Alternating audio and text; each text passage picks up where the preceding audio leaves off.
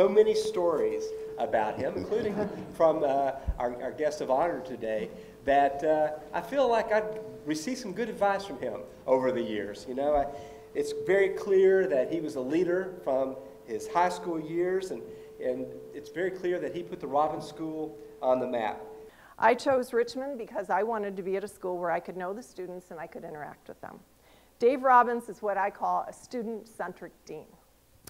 The students came first with him, and he held their interests paramount. Several of you with us today were students of Dave Robbins, and I've heard an awful lot of stories from the former students telling me how he touched their lives. Sometimes he might have told a student to shape up. Sometimes he told a student they had to study harder. Sometimes he helped a student get into something or get a job, and he took such a personal interest in our students. One of the things about Dave Robbins and the business school was the spirit he engendered amongst the students of the business school.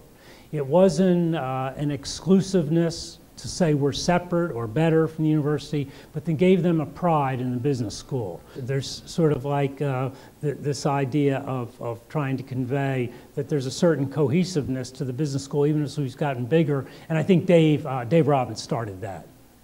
He never let me forget that this was a great school. He loved the students. He was going to do everything in his power to make these students the best they could possibly be. What I still do today because of Dave, he said to me, be tough, be fair, be respectful, and the students will be the path to your door. They expect you to expect great things from them, and if you do, they'll always respect you and come to you. And that's been my motto for life. As with many fine institutions, there's a history in these halls. And as you gaze up at the Robbins Tower, remember, if you choose, that there was a man who had big dreams behind these doors. He dedicated his life to the education of bright young minds and had high hopes that the students that walk these halls value their education enough to bring success into all areas of their lives.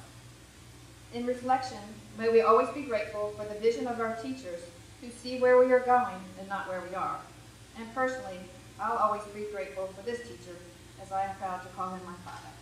It was only later, after my graduation from Richmond, that I fully learned one of Dave's most important lessons.